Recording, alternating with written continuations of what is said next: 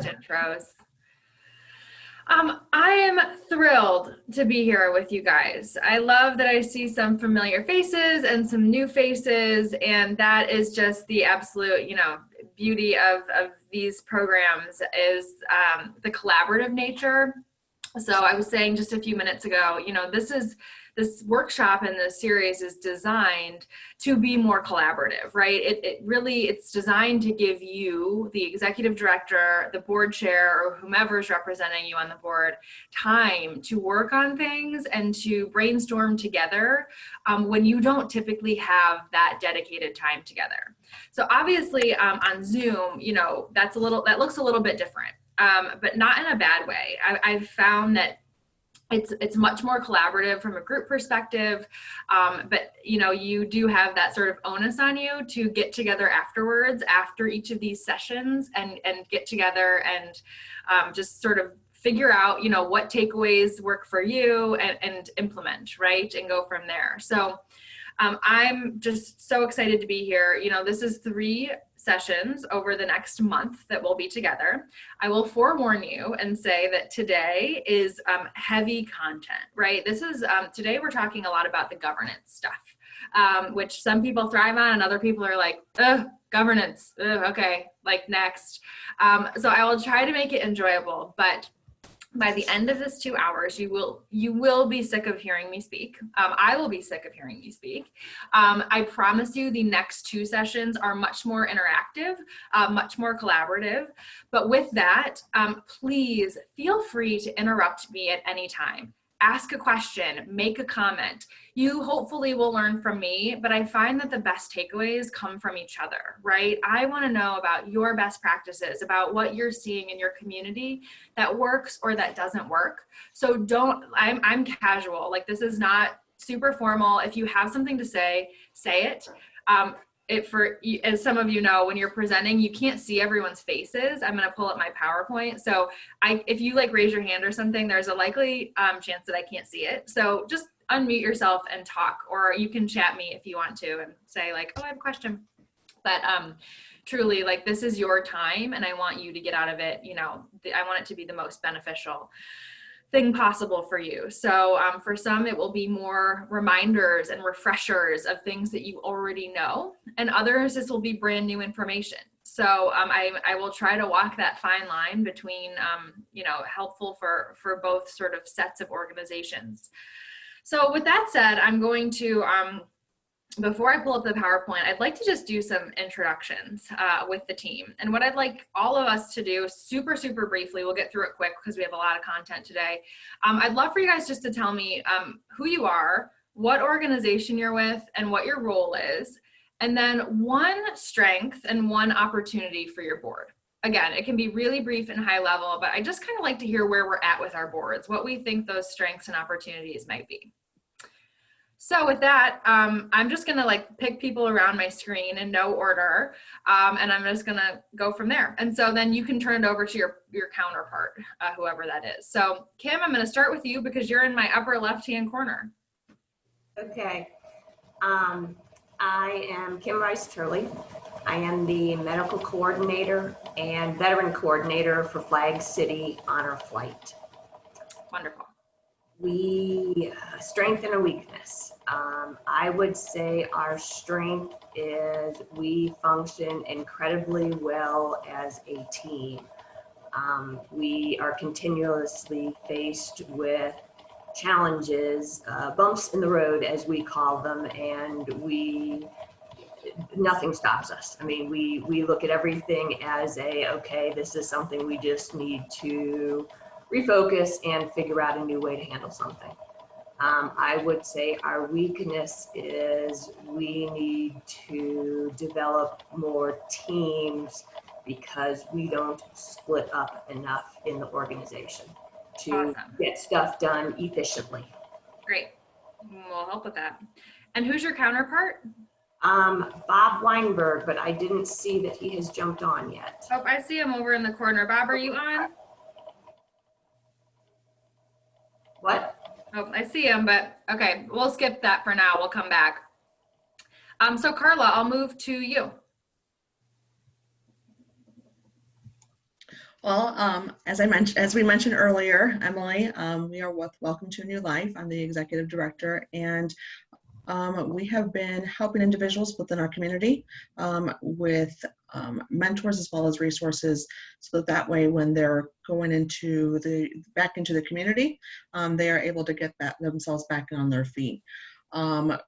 As we mentioned also, we are in an infancy stage. So we are in grassroots still, with the two years since right now. It's me coming and really looking at procedures and protocols and just making sure that the operational side is in good standing and we are able to get things done the way it needs to be done when it comes to our organization. Right now, I would say weakness would be we are actually really working on trying to recruit more mentors. Mentoring is really important for our organization. And so just being able to connect people within our community to help these individuals and to help guide them. Other than that, I think that the strength that we have is that we have had 100% support from individuals as well as the nonprofits that we are speaking with, that we are collaborating with. We've had that support also with the judicial system and with the probation office. So working together and collaborating within our community is really what's been our strength. Great. So Stan, I'll go to you because I know you're the counterpart here. Yes, I welcome to New Life, and I chair this organization. Very proud to be part of it. And basically, I think the collaboration, we started with the judges. And I think that was a very, very important part because we had to have an understanding about, some of these individuals, and we're trying to reduce cost in our county, which was a year ago, was over $500,000 in excess transportation as well as housing for other areas. So that's really a number one reason I think we're looking at this program, besides helping these individuals that are in our need. So it was working with a couple hundred individuals in our community. Puck Rose is my vice chair, and we went around and spoke to these individuals to get an idea of where to go, had no negative thoughts.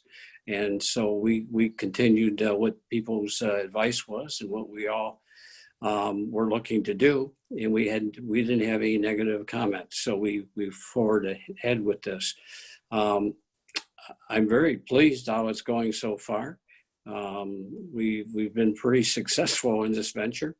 But I think as Carla mentioned, our number one issue probably is the mentoring, getting the right mentors, getting properly trained for the program.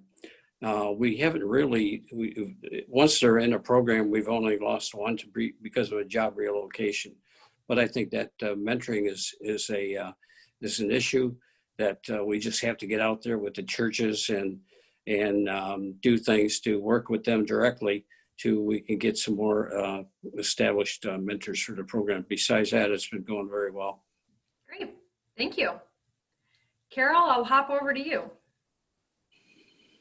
Okay, I'm Carol Metzger with Cancer Patient Services, and I will let you know that Carla is the Wonder Woman today because not only is she the director of her in her current role, but she's also my board chair, so she gets to. Oh my gosh, that's today. So yay, funny.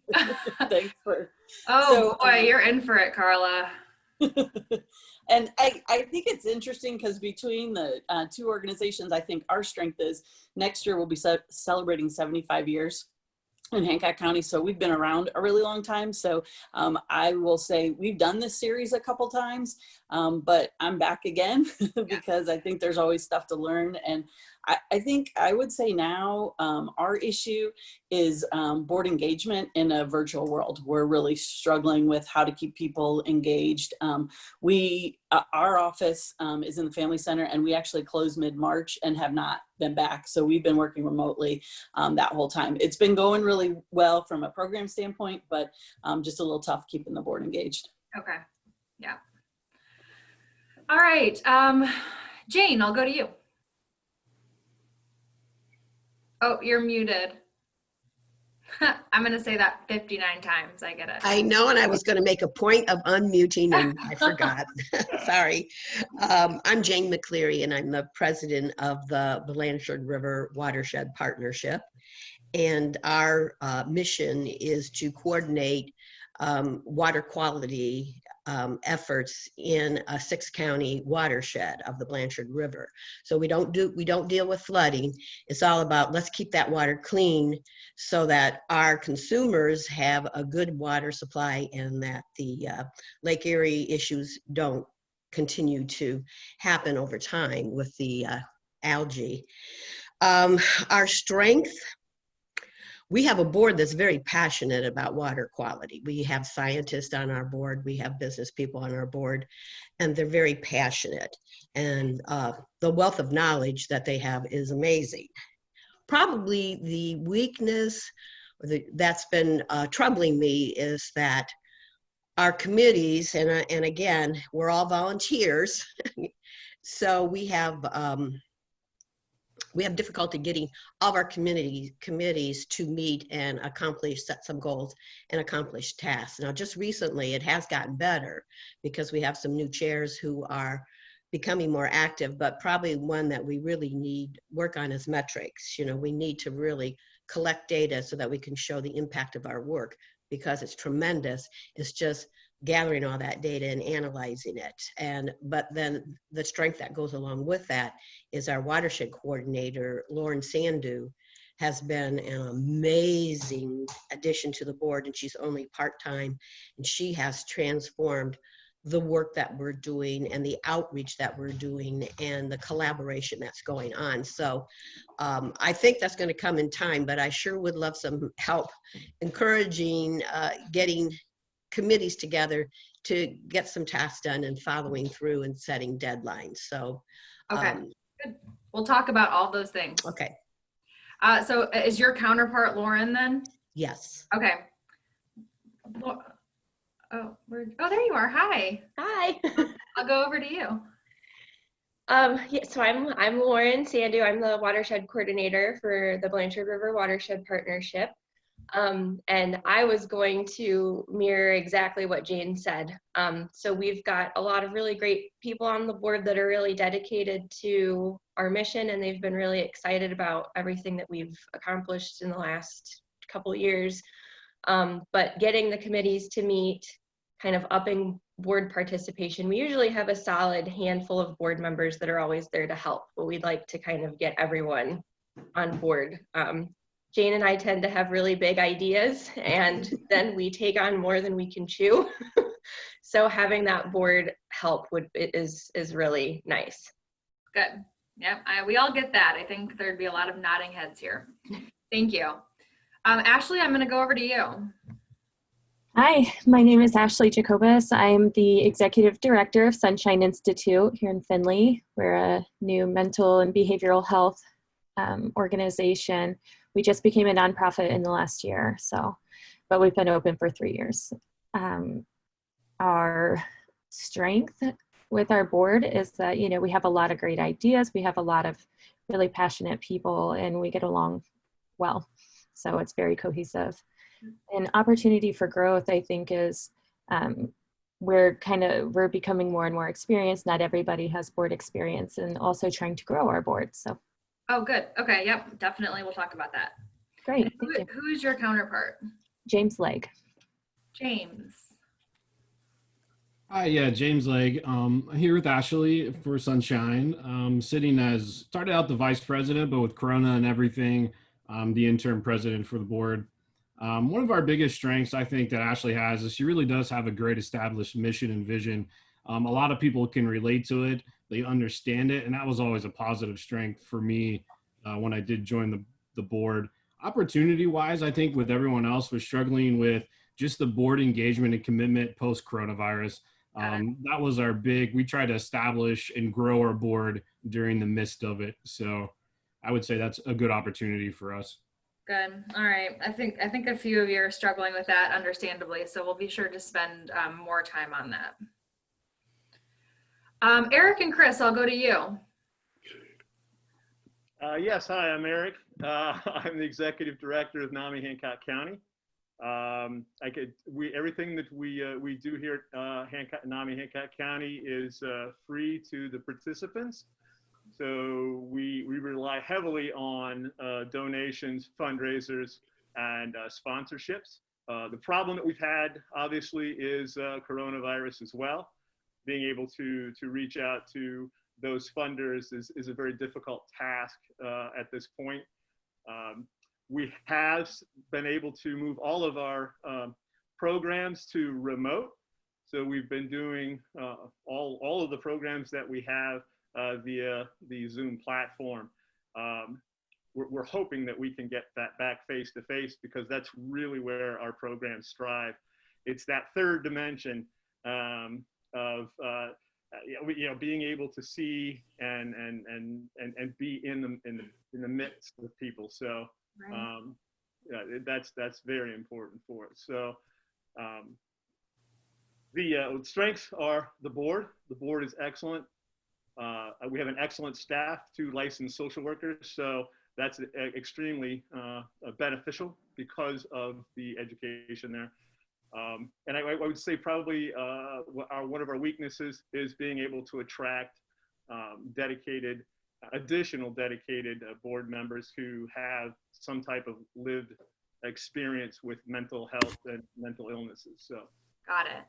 Yeah, we'll spend a good amount of time on recruiting and onboarding for new board members too.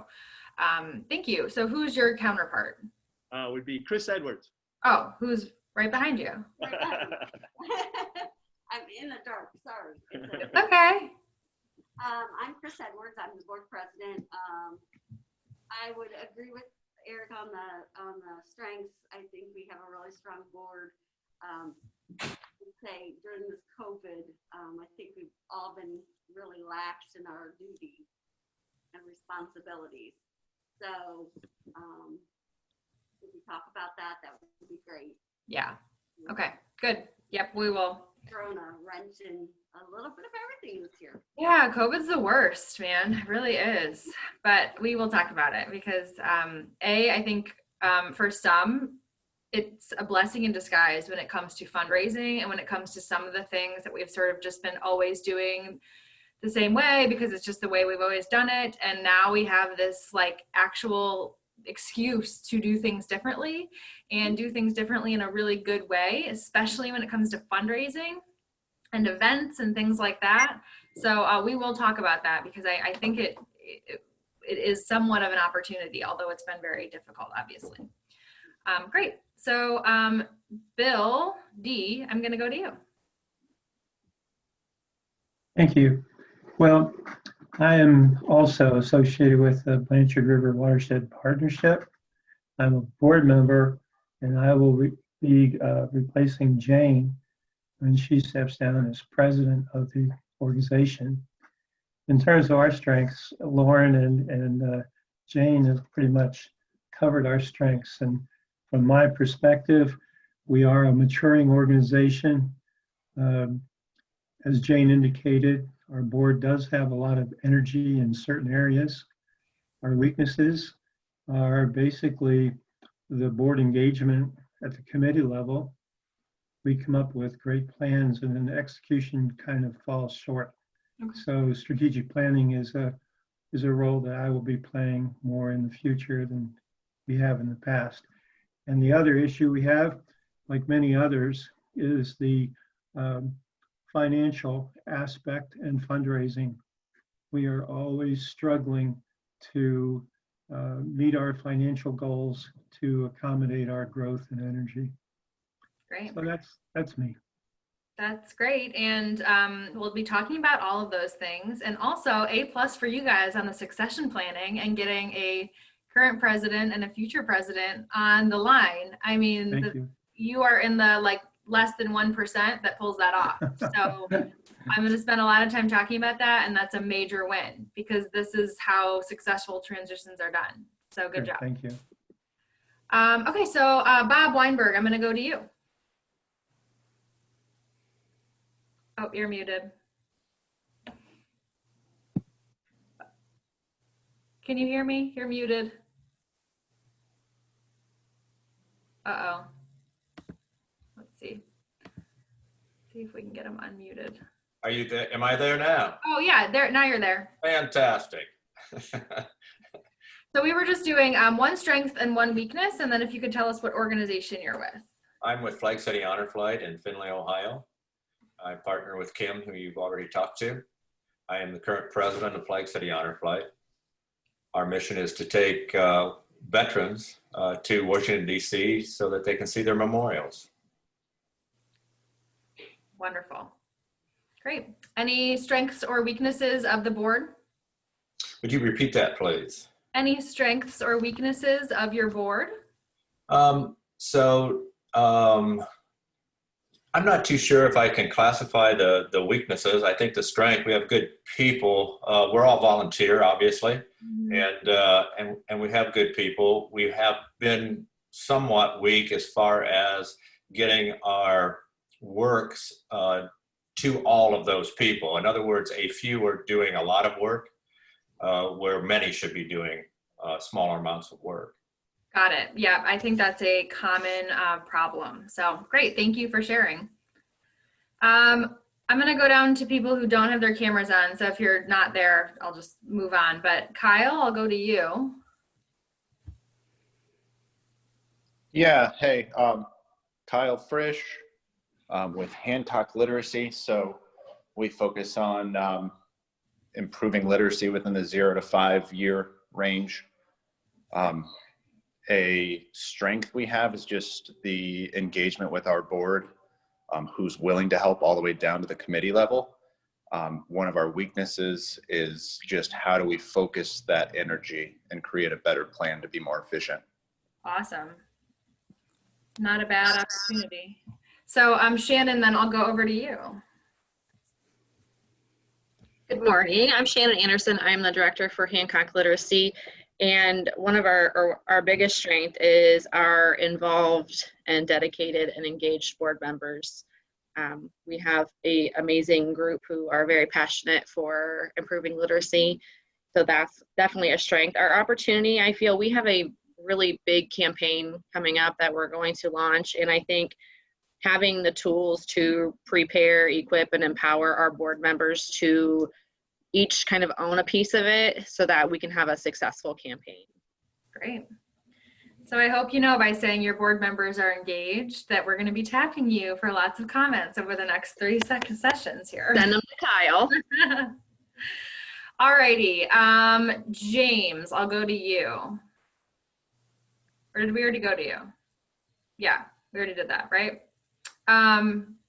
Jazz, I'll go to you. Good morning, everybody. I'm Jazz Bradley. I'm the Executive Director of LGBTQ+ Spectrum of Findlay.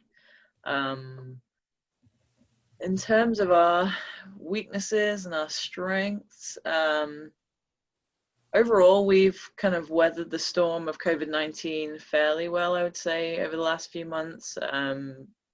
Being able to switch all virtual has been really helpful. The Zoom platform pretty much saved the day on that one.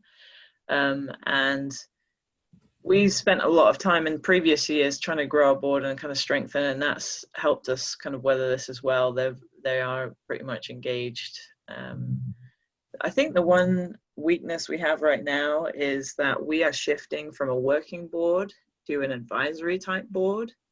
And so, and trying to push the fundraising aspect as a kind of a high priority for our board instead of kind of the day-to-day operations. We've now hired me and another individual. So I think some advice, Emily, on kind of ways that we can continue to like move that progression along would be really helpful with these sessions. Yeah. And then William. To be in. Yeah. So is your counterpart here? Yeah, William Gross is our board president. He is here today. Hi, William. Oh. I'm there. My name is William Gross, board president. I have to agree with what Jazz just said. A lot of enthusiasm on our board, which is good.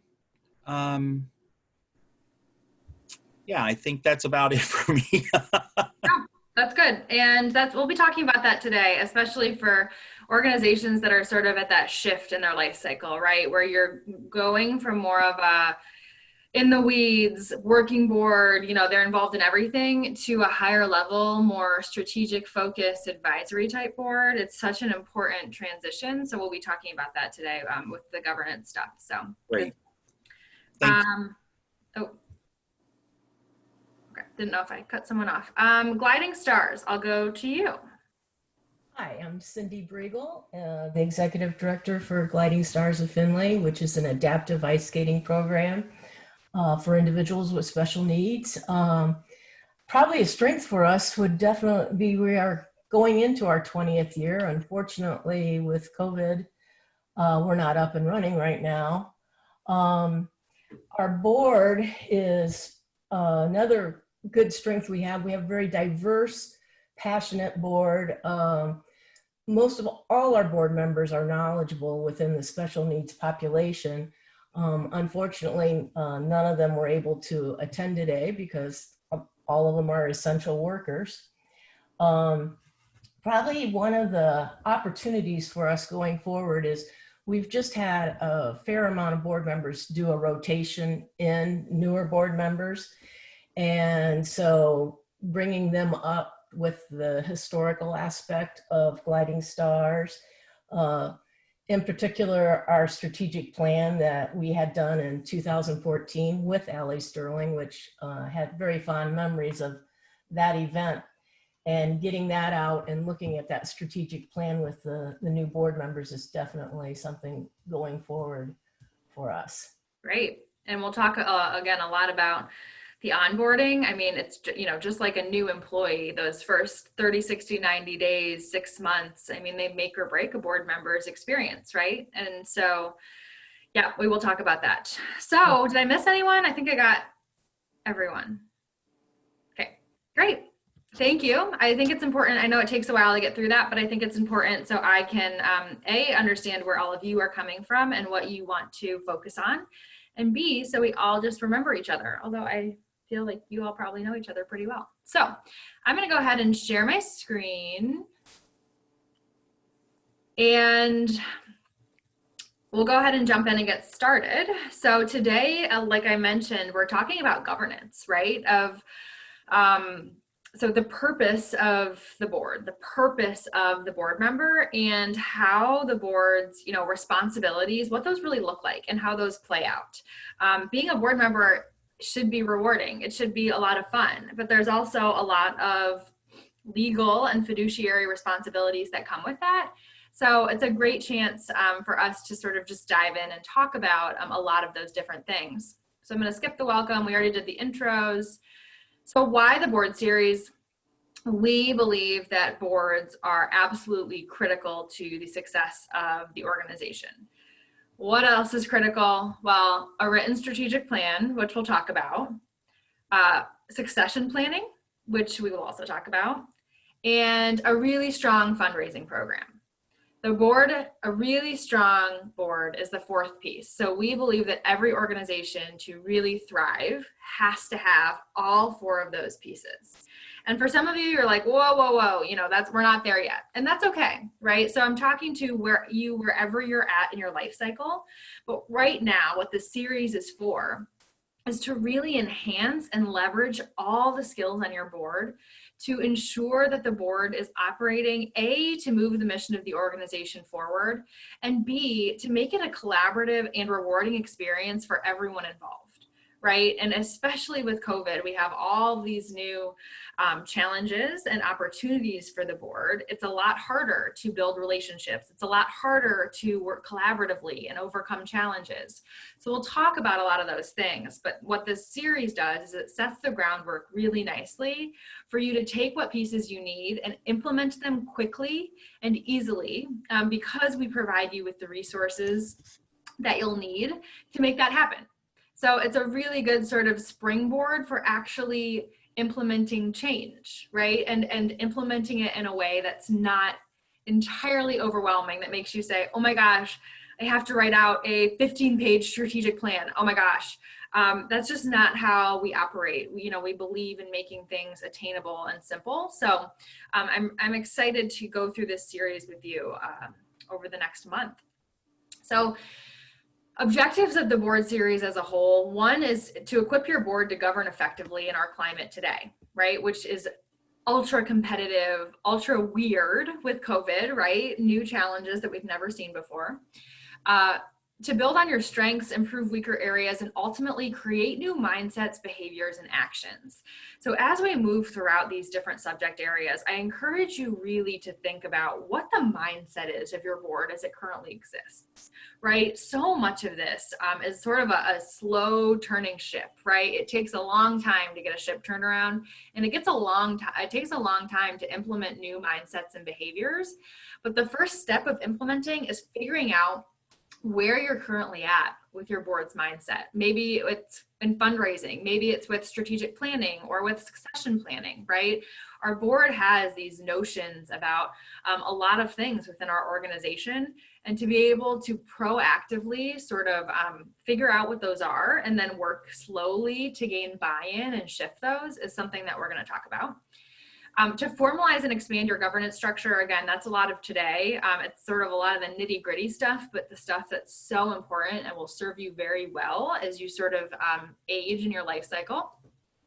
And then get on a path to achieve mastery in the 5 key areas of effective governance. We'll talk about these in more detail, of course, but our essential principle is that we believe that if there's a breakdown in the board, the breakdown exists in one of these 5 areas, right? And if we can isolate one of these areas and pinpoint, it makes achieving, change and implementing better behaviors, et cetera, it makes it a lot easier because we can point back to what this one, it's like peeling back the layers of the onion. This is the center of the onion. This is when we peel back all those weird things or those challenges from like a rogue board member or what have you. This is what it all comes down to.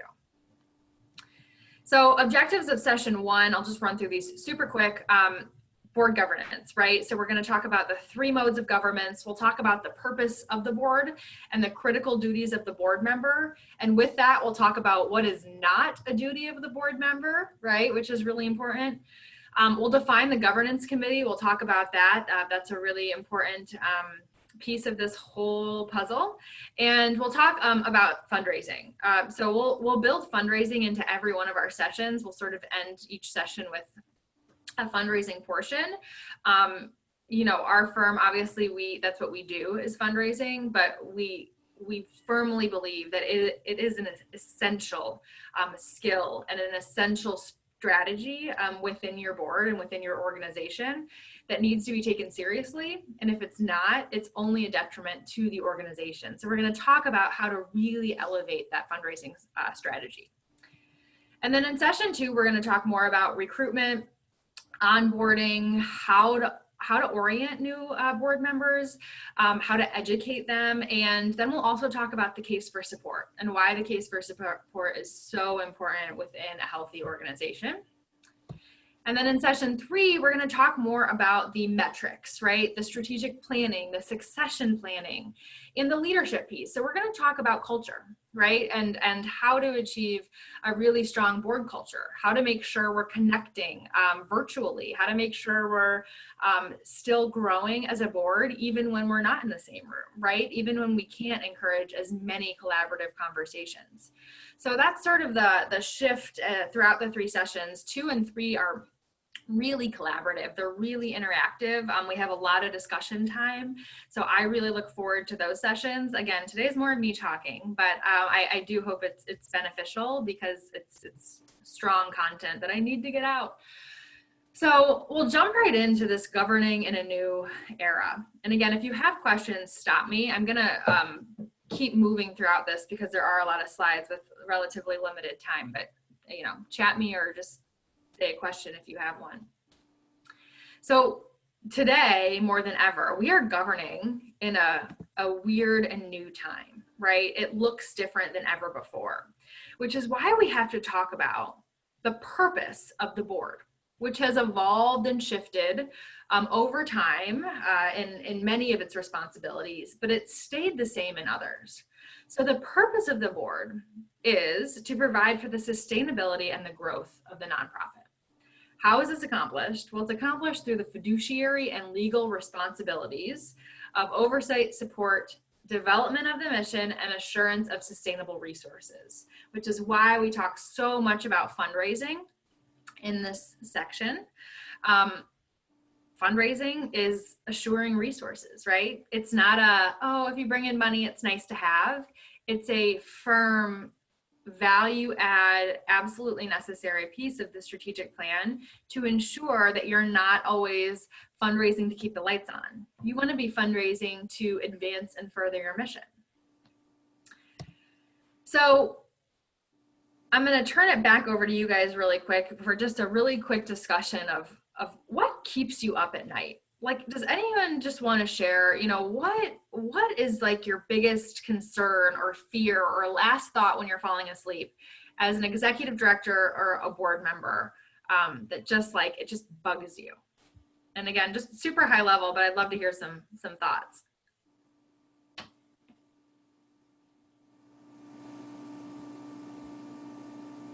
Are we still waking up? Okay, anybody? Emily, this is Carol. I guess what keeps me awake at night is some recent things that happen in our community. We have a large corporation marathon, and they just announced that they had significant layoffs, and their marathon in general is a pretty big funder of United Way, and I get significant funds from the United Way. So I guess that keeps me up at night of, you know, if I'm going to lose that chunk of funding, or at least the, you know, portion of it, how am I going to continue to support the programs that I have? Yeah, I would say that's a legitimate reason to be kept up, right? Great. Thanks for sharing. I'll add something there. I guess I do worry about the fundraising aspect of it, because all of our funds come from memberships to our organization and donations from individuals and corporations and municipalities. We do get pretty good support from our municipalities and fundraisers that we do. And we used to have a full-time watershed coordinator, but and I forgot to mention grants. The grants are the bulk of our fundraising, because we write grants to get funds for farmers to put in best practices to keep phosphorus and soil on the ground, and also for water improvement projects. And so that funding is drying up due to all the pandemic and et cetera. So those things do worry me, because without a coordinator to write those grants and the knowledge that it takes to write those very, very detailed scientific grants, we would not be able to fund these projects that are so critical to our water quality. Yeah. And how it's so intertwined. I mean, in fundraising, bringing in funds obviously is at the core of everything we do, right, in order to operate. But it's so interesting how all of those things become so intertwined with each other and so dependent on one another. So I won't make anyone else wake up and share, but thank you to you guys that did. I like you guys to share that, because as you are saying, there is just a whole new time that we're trying to exist and thrive in. We have reduced resources. We have increased competition for funding. There's heightened donor expectations. Our donors now, they want to know exactly how their dollars are being stewarded. They want to be communicated with consistently. They want to understand the organization's programming and the services. They want to volunteer. They want to be involved in these new and unique ways. It's no longer enough to send out an annual report once a year, right? And say, oh yeah, thanks for the gift you made 6 months ago. Here's like a little update, right? They want to be communicated with personally. So it's a whole new way of thinking, and it's a whole new way of operating. We're spending a lot more time stewarding our donors. there's more leadership turnover, right? And especially, you know, we get this a lot in Toledo. We're sort of cycling between the same pool of nonprofit executives and board members, and it's tough, and there's a lot of burnout. And just when someone seems to get in the door and get comfortable, they leave for somewhere else. They're identifying and engaging board talent is will always, I think, be a challenge, but how we overcome that by building a really strong pipeline, right, is so important. So we'll talk about that.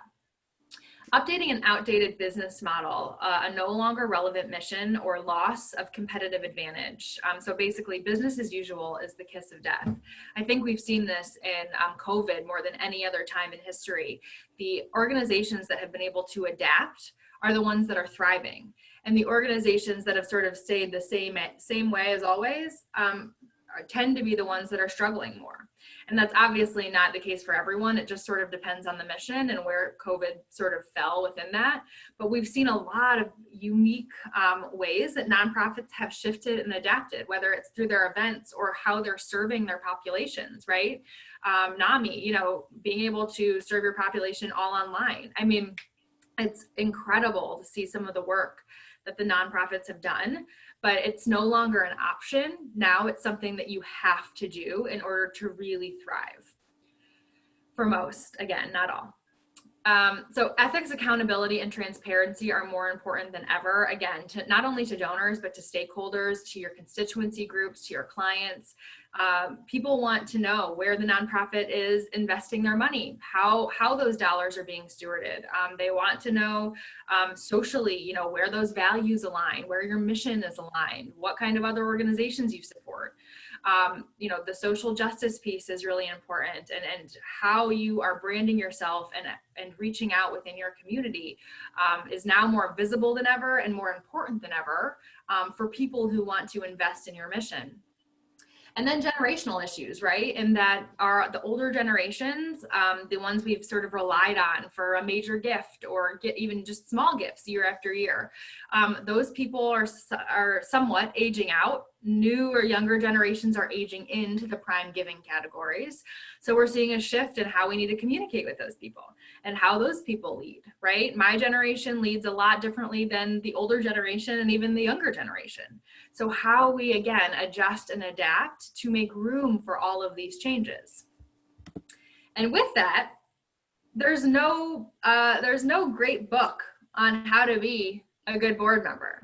We were not born knowing how to be good board members, unfortunately. I mean, it would be a great skill to have from a young age, but being a board member is really, really tough. And there's a lot of dissenting opinions, and there's a lot of different paths an organization can take.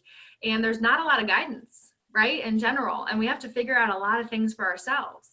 And so the previous slide, all of those challenges of governing in this new area combined with the fact that it's really flipping hard to be a good board member, those things just sort of build on each other sometimes, right? So what my job is, hopefully, is to peel away some of those things and get to the real core of what it takes to be a successful board member and equip you with those resources and the knowledge to focus on what is the most important, right? Focus on the things that you have a legal and fiduciary responsibility to focus on, but also the things that are best and most strategic and the most important things you can do for your mission. So I like this slide because I want each of you to know that being a board member is not easy, and I empathize with that.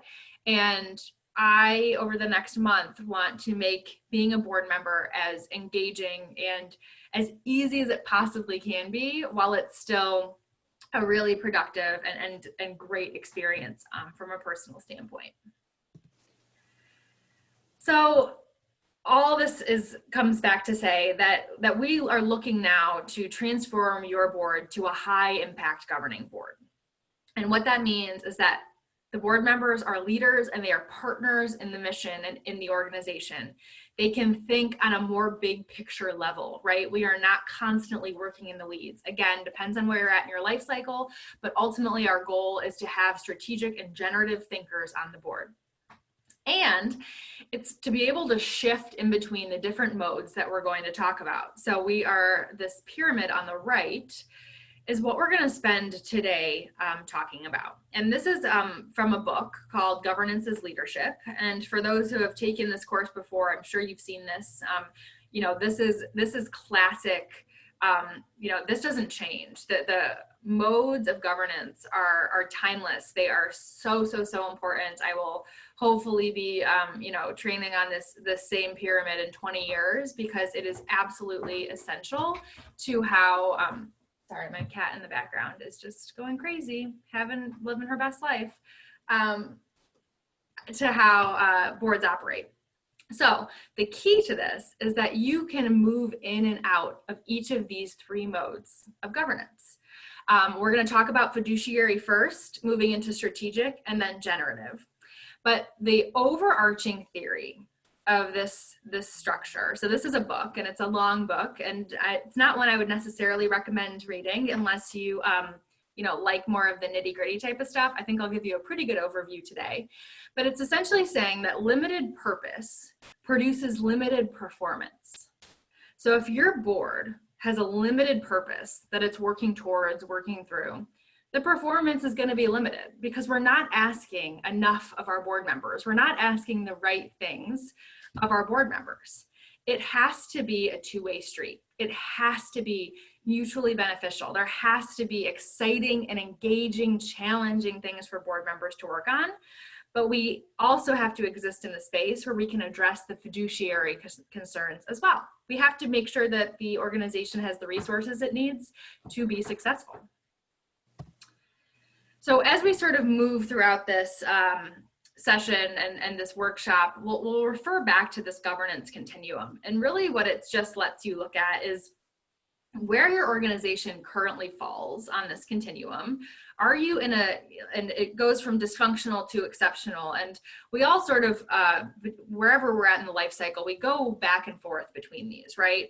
But ultimately, we want to function in a space that is enlightened and that is exceptional. And I like to focus on these bottom, unconscious versus conscious versus enlightened, because it's basically a reactive way of approaching things and thinking about things versus a proactive way, right? And if we're always fundraising just to keep the lights on and we're just putting out fires left and right, we can't operate in a way that's really forward thinking and proactive and conscious, right? It's always in this unconscious state where we're just literally like, whatever's in front of us is what we're addressing. And outside of that, there's no time or thought. So my goal is for you guys to realize where you fall on this, and then where you want to be, and how we can slowly make the steps to get you to move up along this continuum to where you're operating in a more enlightened space and thinking about things ahead of time in a more strategic way. So we're going to start off with some legal responsibilities of the board member, the fun stuff. And we'll start off in that fiduciary mode that I talked about. So bear with me as I get through some of this. So the fiduciary mode is the mode in which we are responsible for stewarding the tangible assets of the organization. We oversee the operations and ensure efficient and appropriate use of resources. And we ensure legal compliance and fiscal accountability. So how do we do that? We do that through these 4 things.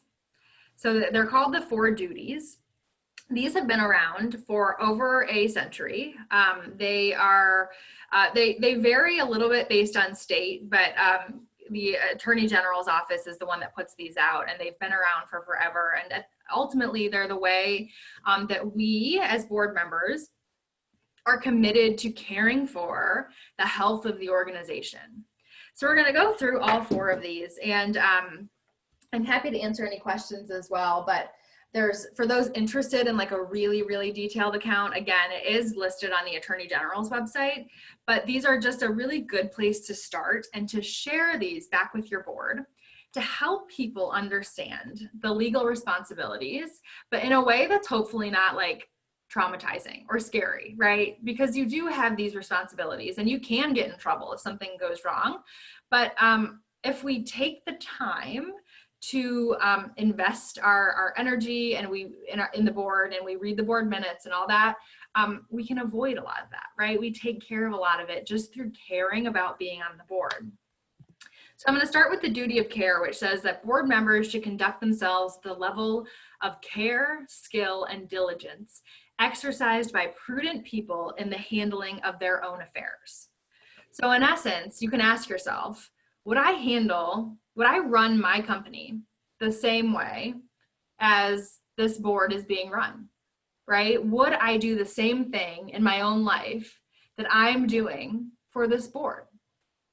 And that truly, and that comes down to being prepared for board meetings, attending board meetings, not just haphazardly, seconding a motion to approve something when you really don't know it in detail what that is, right?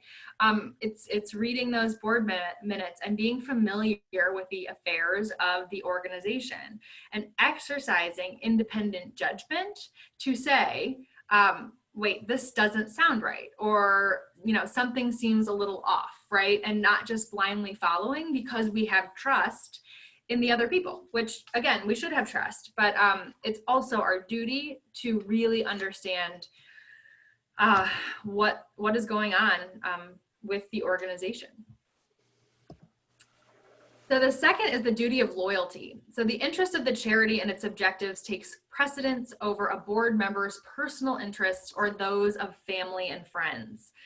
And this is really just asking ourselves, who is benefiting from the decision being made? It's all about having a conflict of interest policy and disclosing when there are conflicts of interest. So I've told many people this. A lot of people ask, a lot of nonprofits, like, okay, well, we have this conflict of interest, what do we do?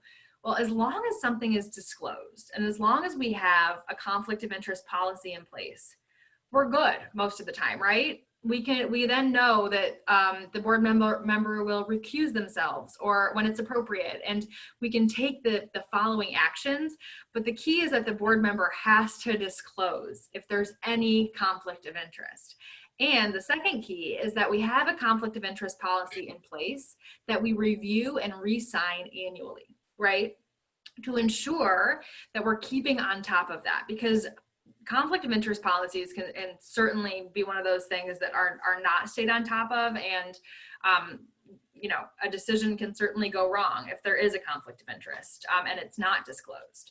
So that's really what this one is saying, is it's all about ensuring that the decisions that the board makes, that they're in the best interest of the board and the organization and not the individual.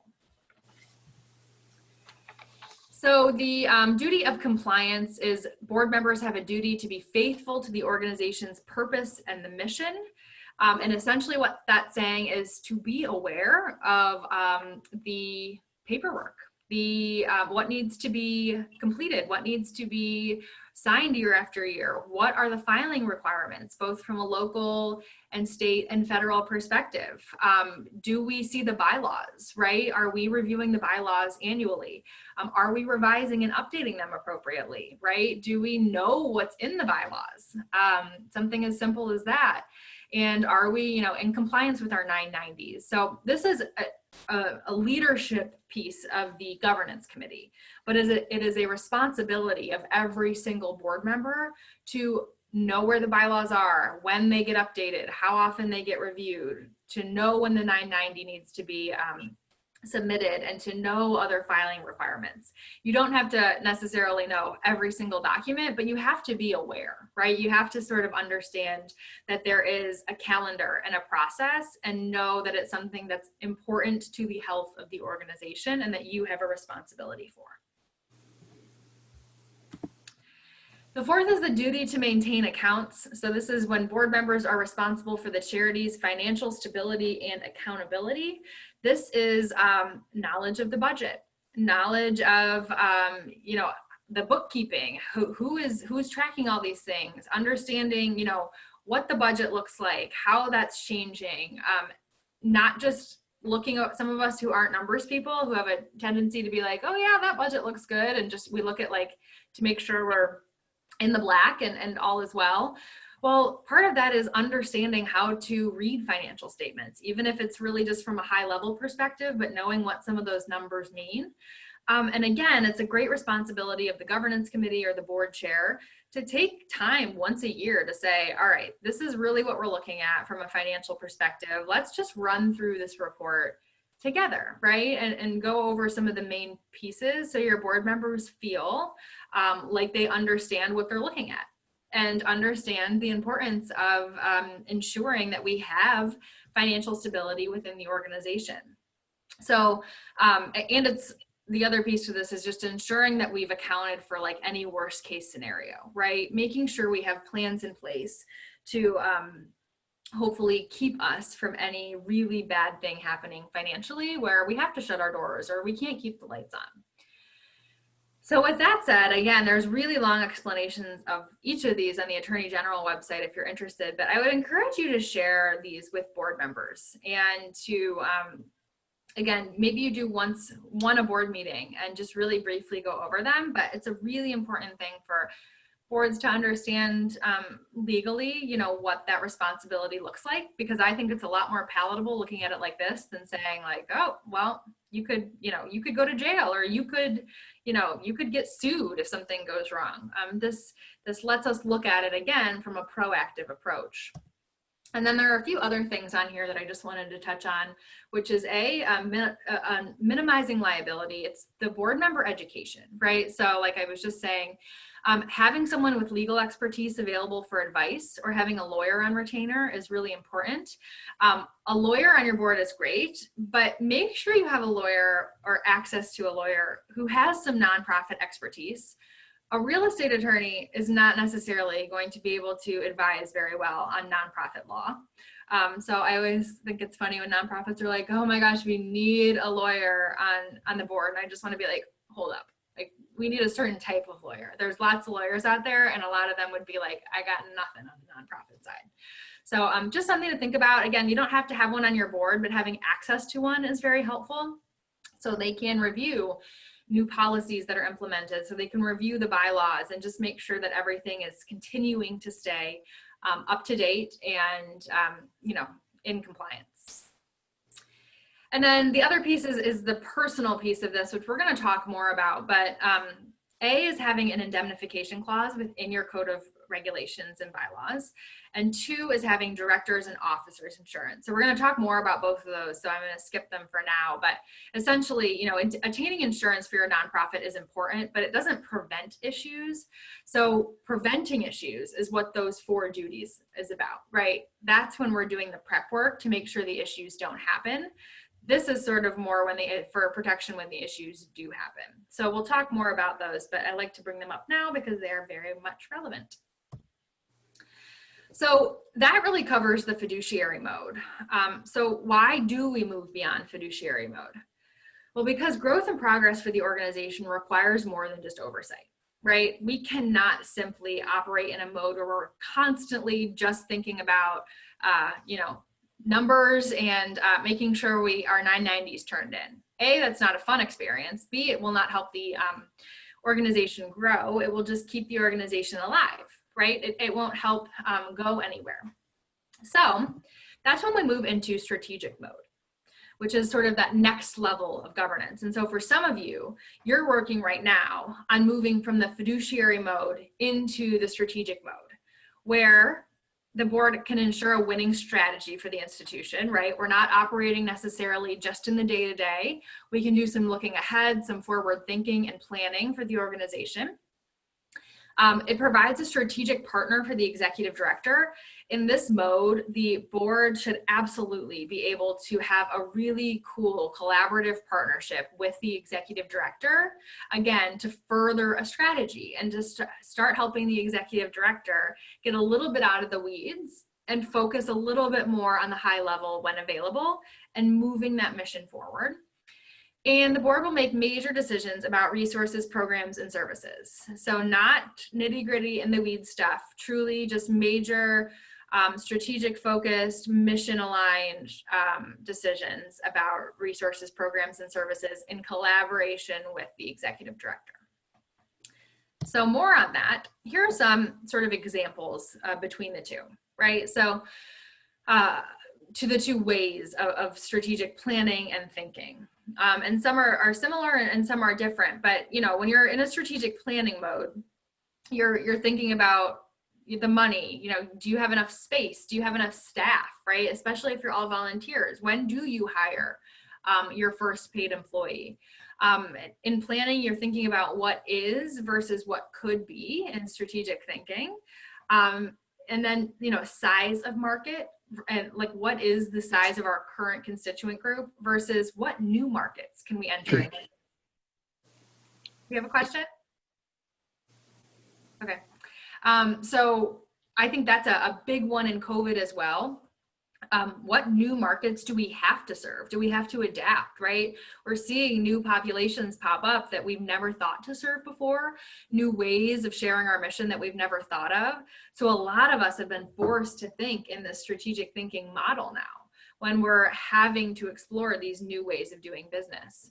And then, you know, predicting the future versus understanding the past, right? And so all of these, again, intertwine with one another, and it's so important to have conversations on all of them. But it's a really cool way of thinking when you can take some of these things to your board and say, now we're in this place where we can discover and we can idea share about some of the things that could be for our organization.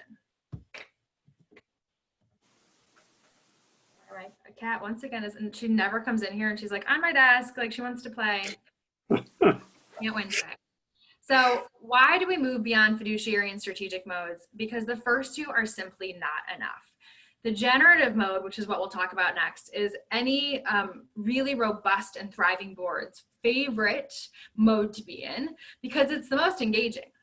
And why we have to do this is because our goals are now ambiguous, right? And our mission can be met in multiple ways, serving multiple different constituency groups. You know, maybe we have to serve a broader population, zip code wise or county wise.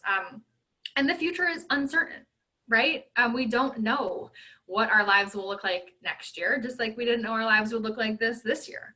And that meeting matters, right? So the mission of our organization is increasingly more important, and it's more important to brand ourselves and stay true to whatever that mission is that we've put forth for ourselves, because our donors are looking at that and they're looking to make sure that we're making decisions that align with that mission and that we're aligning ourselves with partners who also align with that mission. So when we operate in generative mode, we're operating where the board is a source of leadership. The board's able to engage in deeper inquiry, exploring root causes, values, optional courses, and new ideas, right? So we're not just looking at the what is or the what could be, we're looking at whole new ways of thinking, right? And again, if we operated only in generative mode, we'd be in a lot of trouble, right? We do not want to do that because it's not taking care of our organization and its health as it currently stands, right? Or as it could stand 2 to 3 years from now. But to be able to shift into this mode at times when it's appropriate is so beneficial because that's how organizations adapt and change.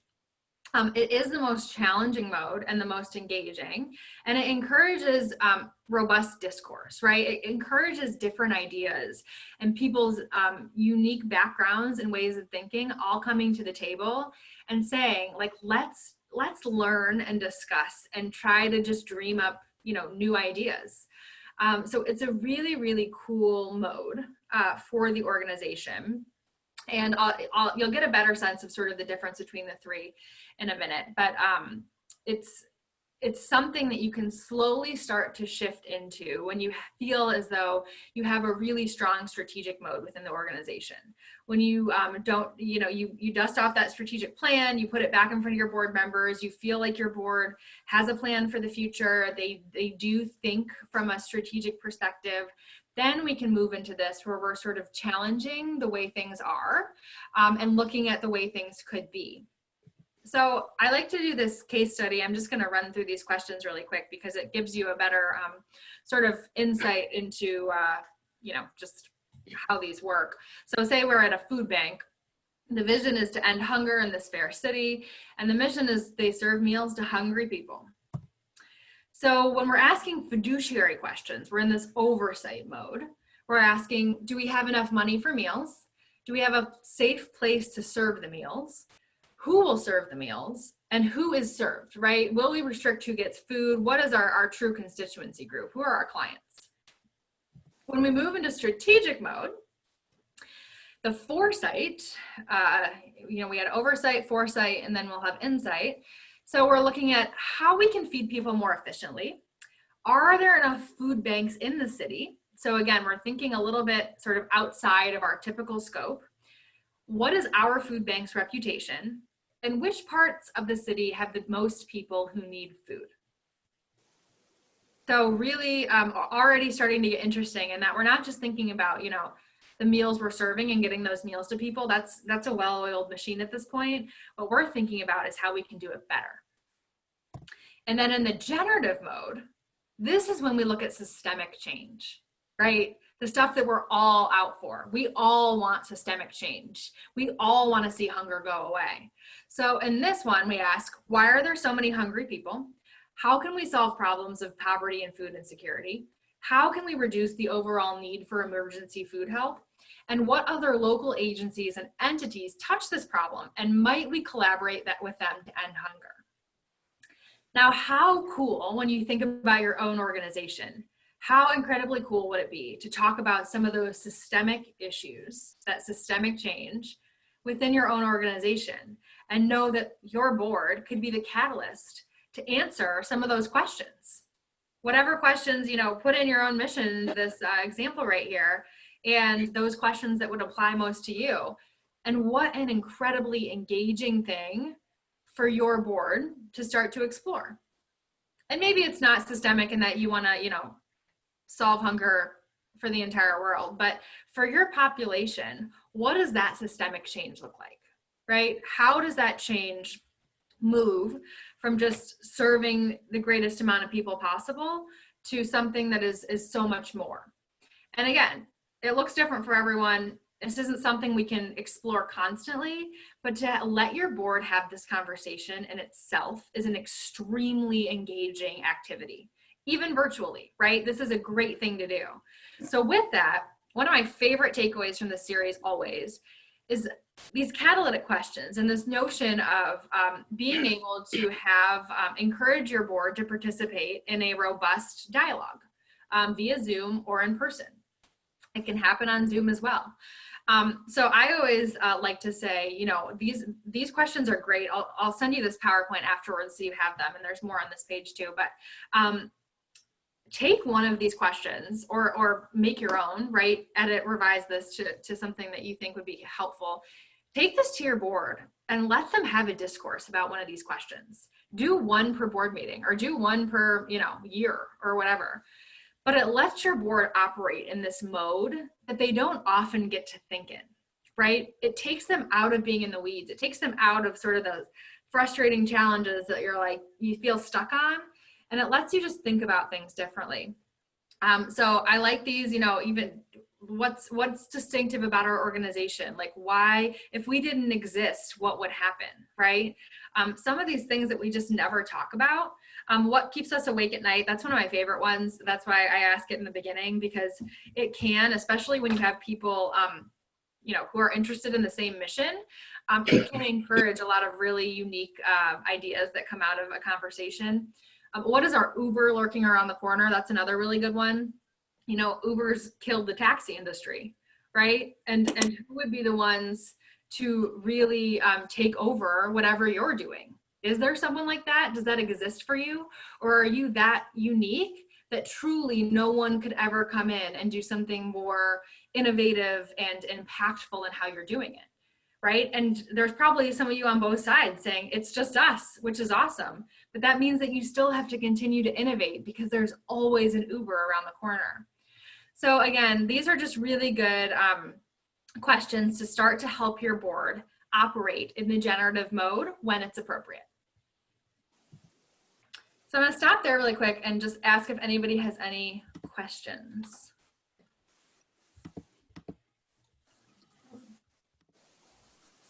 Okay. I have a question. Yeah. Would it be more appropriate for the president or the executive director to ask those questions in that board engagement? Oh, I would say the board chair, but really either. I think it's a great chance for the board chair to flex their leadership muscles, right? And say, you know, this is what I want for the board. I want you all to feel empowered to have these conversations. And then the key, like most things, is that if there's really good ideas that come out of it, they don't just die, right? We say, like, this is something so cool that we could potentially explore. Maybe not now, maybe a year or 2 or 5 from now, but at least we're going to keep it written down and circle back to it at some point, right? So great opportunity for the board chair to sort of show that leadership piece. I have another question. Yeah. I love all these trainings that we get through the Community Foundation, and the Ally Sterling trainings are amazing. And we've used a lot of the things that we've learned. Oh, good. What's frustrating for me is that we do have an annual planning meeting that's usually about 3 hours. And that's the only opportunity that we have to really share all these wonderful things. You know, we put some of these things on our agendas to share, you know, as you said, you know, maybe one board meeting, or one board meeting do one of these ideas that you've been sharing. Yeah. But even with just the business of the business that we have to take care of, that always gets put on the back burner. We cannot ever get to, I want the board to have this kind of training and these kind of discussions, but I don't know where to find the time. So yeah, that's a great question. And so do you have one annual retreat? Is that what you're? Yes. Yeah, I'd actually like it to be longer, but probably the board members would not. Yeah, and that's the thing too, is I always think even if you can get, you know, 2 half days on the year, retreats a year, one that's really focused on personal development, right? And we'll talk more about that. So I always sort of think of the what's in it for me. Like if I have to go somewhere and talk about things that really like are, you know, they're business related for 3 hours, that's a tough sell. But if there is some sort of training component that would be beneficial to the board members, that they would find interesting and engaging, and sometimes that is having like a third-party consultant come in and do a 1-hour training and then a 2-hour, you know, like facilitating this, an idea sharing session, right? Where you can just sort of let the board have these conversations. Sometimes if you do it, it gets too quickly back into the, you know, the business side of things. So having third party sometimes helps, but I think that what's in it for me is like, if you can really have an engaging board retreat session, it sometimes can be helpful. Okay, thank you. I know it's hard though, because business trumps all. It would for us too. I mean, it's like that for any business. We have, you know, quarterly retreats where we have specific, you know, time that we have to spend just on personal development stuff. So once it's a culture thing, once the mindset can shift a little bit, it's a little bit easier. Good question. Last year we did a half retreat here just in Findlay. We rented a room at Findlay Inn and Conference Center on a Friday, and almost all of our board members were there, but we did have an outside consultant come in, and he asked us what we wanted to discuss, and we gave him the ideas of what we wanted to discuss, and then he ran with it. And then probably 6 months later, we did go on a 2-day retreat, well, a day and a half, and we went up to Maumee Bay State Park. And he also came then, and we worked on our strategic plan. Okay.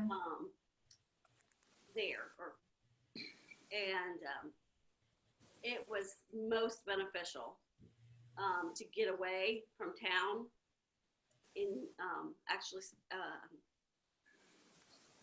It built our board. The board got tighter by going away from town. They didn't have to stay. I mean, there was a couple that went home, but most of us stayed up there. And we went to dinner together and then just socialized. But we actually became more tight knit, just staying together that one night. So I would totally suggest doing it twice a year, even if you just do the 4-hour or the day, just to get away with your board. And we made it mandatory. We put it in our our board agreement when they sign to become a board member. Uh-huh. Put it in there that they have to do a board retreat. Great. Yeah, there were some really good points in that. And for those, you're a little far away, so it's a little bit hard to hear, but for those that maybe couldn't, she was saying how, it's really important to build in social time, which we're going to talk about. It is incredibly important to build in authentic, truly just bonding time for your team.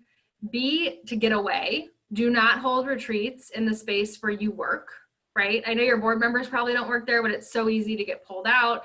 And it's nice for everyone to be in a more of a like relaxing, enjoyable space. They went to Maumee Bay.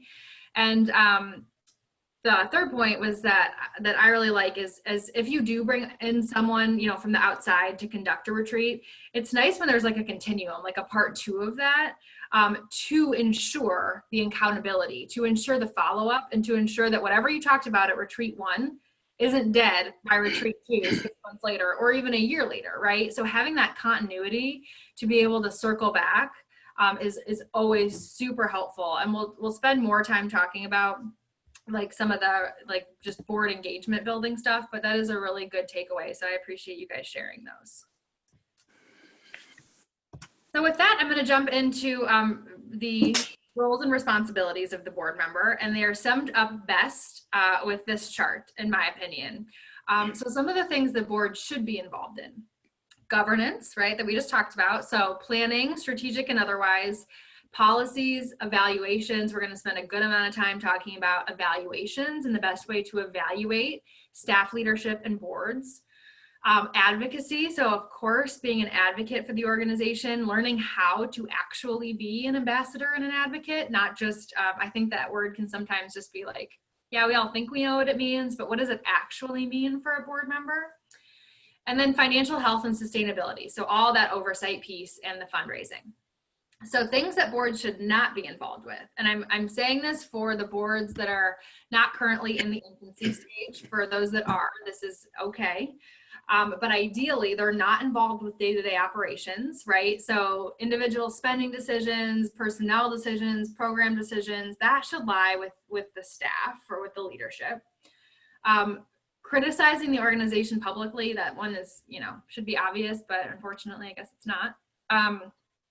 The parking lot meetings. So I think we've all been involved in sort of the meeting after the meeting out in the parking lot, when whatever should have been said in the meeting didn't get said in the meeting. So then it gets said after the fact.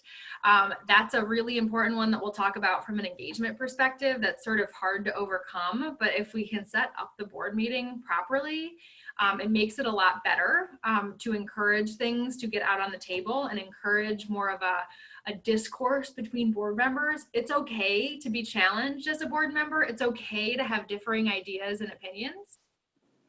And then representing the organization unless authorized, you know, for the most part, board members, you know, won't talk to the media, et cetera. I mean, sometimes they do, but for the most part, that's a sort of staff thing. So I like how this is summed up because it sort of helps you to see, ideally, when you are a mature organization, what your board should and should not be involved with. So how do you make the leap, right, from operating as a really in the weeds, you know, oversight type of board to one that's more strategic and generative? Well, it starts with the governance committee. So what does the governance committee do? The governance committee is super important, y'all. So if you don't have one, like, let's talk about it and let's make sure we get you one, no matter how, you know, basic or low functioning in the beginning. It's a great thing to start with right now. So they promote the vitality, health, and well-being of the board. They provide accountability and support. They ensure sustainability of board strength and leadership. They ensure board meeting effectiveness, huge, huge, huge piece of board engagement. Create bylaws and policies, implement a schedule of evaluations. They develop board education and training protocol. They oversee board recruitment and selection. They uphold board policies. They develop the committees. You're on, sweetie. Oh, go ahead. Good. They present a slate of officers and they hold and design a robust orientation. So if there is anything on this earth that is not on this list, I don't know what it is, but my goodness, the governance committee is responsible for so much when it comes to the health of the board. So the executive committee exists to support the executive director.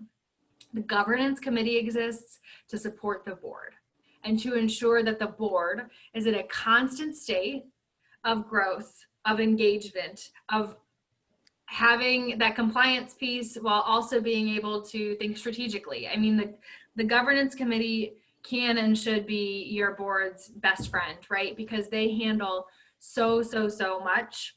We're going to talk about truly each one of these pieces on here, but if you have a really strong governance committee, and particularly a really strong governance chair, it is the first step in ensuring that your board is operating to its fullest potential. And for some of you, you're like, oh my God, what are some of these things? Like, this is so, like, I don't even know what this is. And that's okay, right? Because this is ideal. This is what the governance committee is doing, and it's most engaged and high level. So even some of these things is a great start. And some of these things might fall under a different committee, depending on how your committees are set up. Some might fall under a nominating committee or maybe the executive committee. So this is not all encompassing. It is not the ultimate, the rule of law, but these are the ideal responsibilities of the governance committee. So just something to think about as we move forward and talk about a lot of these things is who you have in leadership for your governance committee, who's on the governance committee, which we'll talk about, because it's so important. So Emily, go ahead. Emily, it's Carol. So we combine our executive committee with the governance committee. I mean, is that a normal option, or, would we be better served splitting it apart? I think you'd be better served splitting it apart. I don't think it's bad to have them combined because they do have, some of those functions can be overlapping, but the executive committee should serve a really specific purpose, which we'll talk about, that just is really different from the governance committee in that it supports the executive director and focuses more on some of those, higher level, more robust sort of decision-making things, and sets the tone for the board from like a meeting agenda perspective and like a conversation, like what we'll be talking about. So they do have sort of their own set of things. Again, it's not bad to have them combined, but I do think that you'd be better served having them separate. Okay, thank you. Yeah. So great people to serve on the governance committee. A board officer, I always say, I think that the ideal person to have on your governance committee is a past president. They are really aware of what needs to be done for the organization. Great role to move into post-presidency for the chair position. So that's a great person, or the secretary, really anyone, that's a board officer that just has sort of a deeper level understanding of more of the compliance and bylaw related things. Any board members, right? So I would recommend for the governance committee, I mean, this list is not short, right? And it takes a lot of it takes a highly organized and effective person to be on the governance committee. If sometimes like fundraisers are a good example. They like to be out talking to people. They like to be out in the community, like at the events. Maybe they don't really like to stay organized, make sure things are getting turned in on time. Those people might not be a good governance committee member, right? We want people who really care about the overall health of the board and will make sure things get done on time and efficiently, that things are getting checked off the list. So if you have checklist lovers out there, they're a great person for the governance committee. And then the executive director or CEO. So it can look however you want it to look, but finding the right personality is really important, and we'll talk more about that. But the past president is a great place to start. So we're going to end our conversation on governance there for right now. 10:27. I did pretty well. Okay. And then we're going to shift into fundraising. But I'm going to end with this. I'm going to start every session with this and end it with this. So today we talked about this purpose piece. Next time we're together, we're going to talk about education and architecture. And then our last session, we'll talk about results and leadership and how all of these ultimately play into these three modes of governance as board members. So I hope that was a clear breakdown for you and that wasn't too overwhelming. but again, such a great just foundation for your board to start to work from those who really are in this space of especially fiduciary people that are working to get to strategic. It's just a good sort of mode to operate from. Any questions before I go into fundraising? Okay, great. I have 32 minutes left. I'm gonna go quickly-ish. So before we jump in, do I have any fundraising lovers out there? Like, you can just raise your hand or say yes. This is normally when I get radio silence. Do I have anyone that totally like detests fundraising? Yes. Yes, you are not, trust me, you're not the only one. They're just not telling me. Not good at asking for money. Yes, asking for money is not fun. So hopefully what I'm going to do here today is make it a little not so stressful. And my goal with this is to help you all understand where board members can fit in when it comes to a fundraising strategy, and take some of these things back to your board members so you can say, fundraising is not actually that scary. We just have to figure out with your skill set where you would best fit in, right? Just like everything. So to start off, just a little bit of data for you guys on a background on fundraising. And this is from 2019. Last year, $449 billion was given to charity. I mean, it's crazy. Before that, I think the year before it was like 427 billion. So it went up quite a bit last year. And it'll be very interesting to see where it goes next year. So just a few things to point out. One is that 69% of giving was done by individuals. This has always been and will continue to be the largest piece of the puzzle. A lot of nonprofits focus so much on corporate sponsorships, right? They want the corporate relationships. They want to get the money, the big dollars from the corporations. But I promise you, if you focus and hone in on individuals and major gifts and create a strategy around that, it will pay off and benefit you tenfold.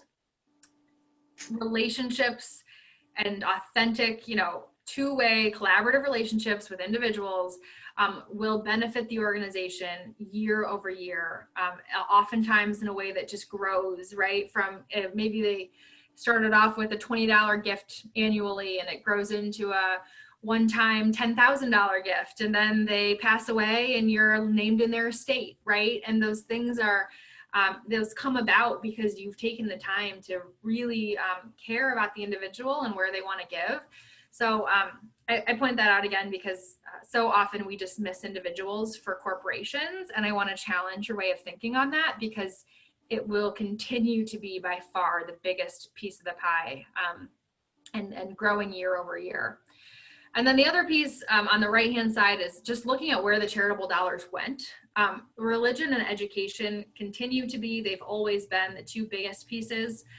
Both typically go down a little bit. Last year, they both went up a little bit, but they're not taking up any bigger piece of the pie. The other pieces are just growing for the most part. As you see, none of them really went down, but just interesting to see, again, as we talk about generational change, how giving is shifting throughout the generations. Younger generations are giving much less to religion. They're giving much less to their educational institutions where they went to college. Whereas older generations still, tried and true, will always give to their alma mater a lot of the time. So just an interesting shift as we look at generational giving and changes in that, because it's sort of ever shifting, but also stays pretty true to what we expect. So the number of 501c3 organizations,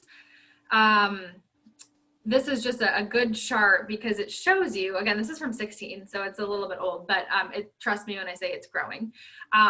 There was 1.2 million nonprofits in the country. And there's a statistic that says there's a new nonprofit open in the United States every 15 minutes. The dips in these numbers are where the IRS sort of went in and like if there was an inactive status or something, cleaned those up. But I point this out because it is incredible to think about the number of nonprofits in our country who are competing for the same funding sources, the same dollars.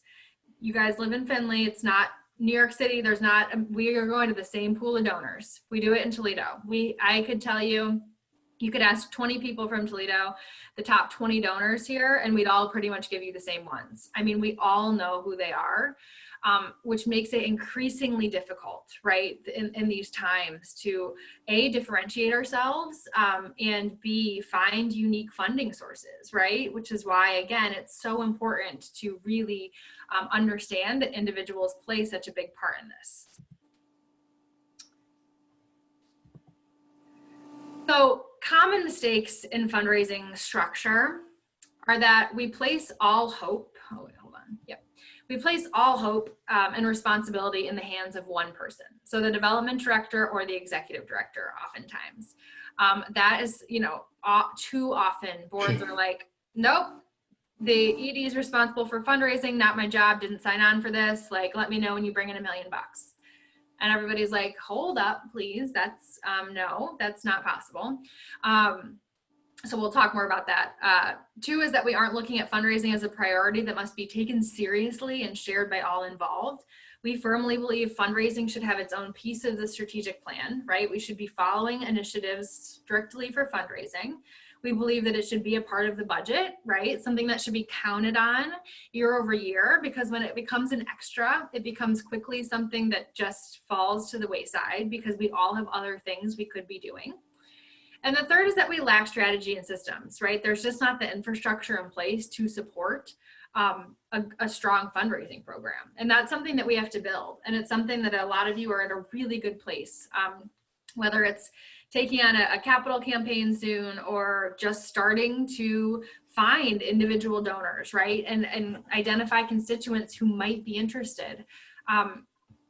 Systems and infrastructure are what will help you springboard into actual fundraising and getting a sort of cycle in place to get people into your organization and keep them there. So that all starts with a culture of philanthropy. This is my like tried and true go-to. I firmly believe every single board needs to operate from a place of having a strong culture of philanthropy. It is the slowest culture shift, I think, to achieve well. It takes a lot of time. It takes at least a full board cycle to get everyone on board if you don't have one. And it's really when you can accomplish these things. One is that most people in the organization act as ambassadors and engage in relationship building. 2 is when everyone promotes philanthropy and can articulate the case for giving. Doesn't have to be complicated, but everyone should know the why behind your organization. Why do you exist? Why do you serve the people that you do? And why do you need funds? Why do you need money, right, from people to survive and to thrive? Fundraising is viewed and valued as a mission-aligned program. Again, this is having buy-in from every single person on the board, from staff leadership, and every person is working towards common goals when it comes to fundraising. Organizational systems are established to support donors. We'll talk more about donor stewardship and why we have to have written down processes to support and to steward our donors. And 5 is that the executive director is committed to and personally involved with fundraising. For those that have a bigger staff, sometimes we see the poor development director, you know, drowning because they're definitely on an island and no one's the first one to jump and help. The executive director is the face of the organization, right? They are the one that is out there in the community. They are the best ambassador. They are the best representation for the organization. And they should be the ones that are spending a good amount of their time fundraising for the organization. Donors, especially high net worth donors, they want to see the executive director. They want to be viewed as important enough to have a one-on-one conversation with whoever is running the place, understandably, right? So just something to think about for those who do have sort of bigger shops is really how involved the ED is and committed to fundraising the executive director is. So 3 reasons board members are reluctant to fundraise. 1, they are unaware it's an expectation or requirement. this starts with recruitment, right? And we should have a, from the very first conversation, we should have this as a part of the conversation, right? Of this is what is expected of our board members, right? We have it in the board member job description. There's an expectation for annual board giving. There's an expectation that you are involved in fundraising in one of these 3 ways or what have you. But if it doesn't start from the first conversation, the expectation is almost impossible to come into existence, right? We can't create that when someone's been on the board for 2 years and we say, hey, we're doing 100% board giving and you need to give. Okay, well, hit me up next time, because no, right? Like, it's just such a hard culture shift when you're already so deep into it, which is why it takes sort of a full cycle of having a new board in place, basically, to really get that into place. The second is giving them an opportunity to fundraise, right? Too often we say, like, okay, fundraising is an expectation, and they're like, okay, but what do you mean? Like, what does that entail? Like, there's no real opportunity for it, which means that there's no real strategy in it. And then the third piece is evaluation, right? So evaluating progress and holding board members accountable. We're going to talk more about all 3 of these things. So 2 is that they're unsure how to participate. So we have the obligation to identify ways for them to get involved and to share progress at every board meeting. Share updates, say how people are getting involved. And one of the best ways to go about doing this is to ask your board members how they want to be involved. In my last board series session a few weeks ago, someone told me that when they're interviewing potential new board members, they ask them, would you be comfortable going to make an ask with me and sitting next to me at the table across from a donor and sharing our mission? And if they, a lot of the times they say yes, because how awesome that she just blatantly asked. I thought that was so cool to set that expectation and to get the honest feedback, right? And if they say no, she comes back with, that's totally fine. I understand that might not be a comfort area for you. So I'd like to talk about other ways that we might involve you in this process, because we view it as extremely important. We view it as a mission-aligned piece of the organization. So let's talk about things that you might feel like your skill set would be a fit with when it comes to fundraising. And what an incredible, incredible thing to do to engage people and make them feel empowered to be a part of the process. A lot of times it's like us introverts, me included, that are like, I don't know, no, that doesn't sound very fun, like sitting across the table from someone and asking for money. But it does sound fun, like stewarding donors. I would love that. I'd love to call a donor and just say thank you, or write a thank you note, or invite someone on a tour and give them a tour. So every person on your board will have a way that their skill set can really be beneficial. So 3 is that they lack specific fundraising skills. Y'all, I'll be the first one to admit, some people should not be sitting across the table asking you for money. Some people don't have that skill set. Some people don't have like the bedside manner or like just the finesse to like weave the art and science of fundraising together to have like, an eloquent way to engage with someone. That's okay, right? It's so totally okay. There are a million other ways we can involve. So with that, we're going to talk about the integrated fundraising model. And I'm going to go briefly into each one of these. But what it does is it starts with strategy, right? And so these are all things that our board should be looking at from a fundraising perspective, and all ways for board members to get involved. So the first is to identify if your organization has an active strategic plan that includes fundraising, or have a fundraising specific strategic plan.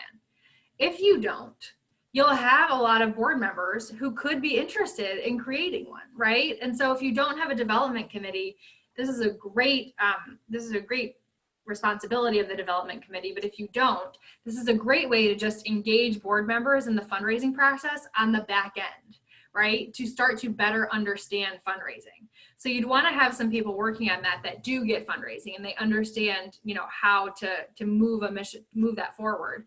But others, this could be their first foray into that, and what a really great way to engage.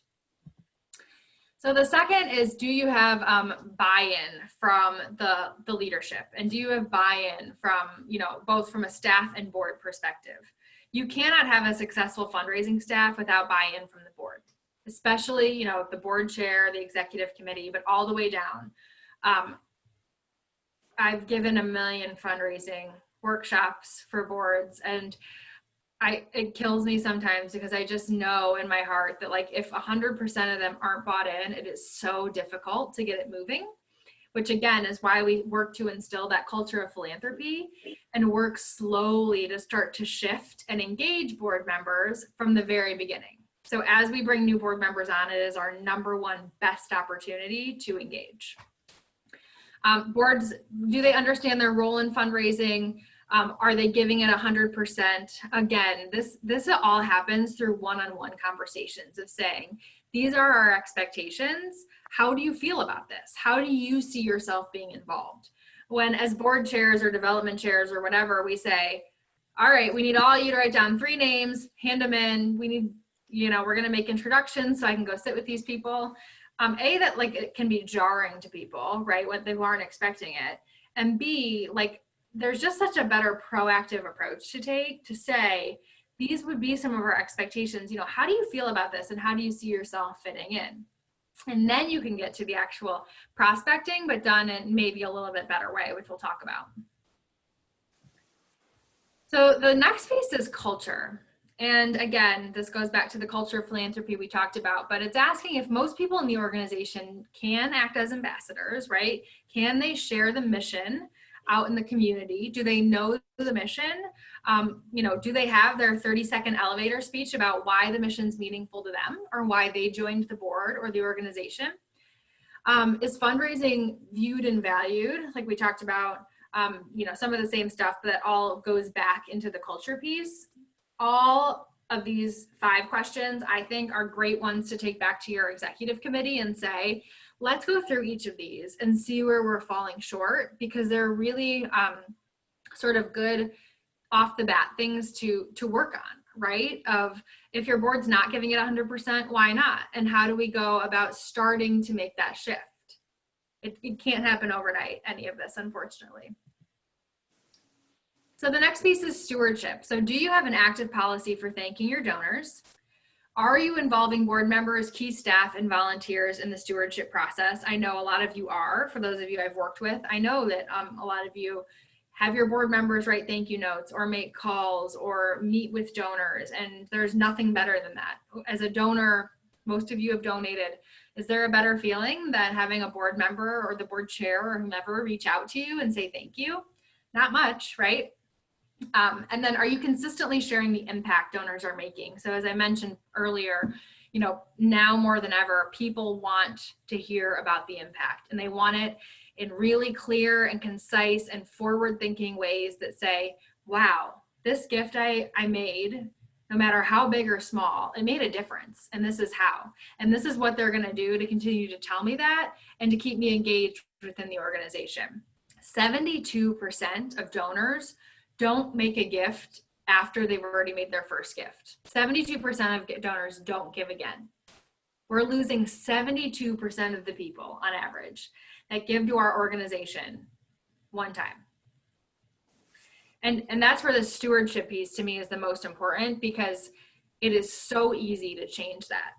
But what most of our organizations do is fall off in the follow-up piece, because it's just, it can get to be a lot, right? Especially if it's not written down and clear, and we have a clear path forward. But there is so much money left on the table from a fundraising perspective, and a lot of it can sort of still be yours if you're taking the time to steward your donors properly and keep them engaged. And I know it's hard in COVID. I know we can't take people on tours. I know we can't meet them for lunch or for a drink. So how are we doing this differently? And the one thing I'll tell you before we get deeper into this is that now is not the time to not be in front of your donors. Now is the time to continue, and more than ever, be a presence for your donors. Now is the time to continue making an ask, because your donors understand that your mission is critical and it is worthy and it is urgent, and that they are an important piece of ensuring that you can thrive in the future and that you can stay here among all the other nonprofits that aren't making it. So my tip for today is do not disappear from your donors. Don't blame COVID and say, you know, it's just not the time. It's the time. People are still asking, they should be asking, and people are still giving. Donors, you know, some organizations have seen drops, but donors are still there for the most part and ready to give.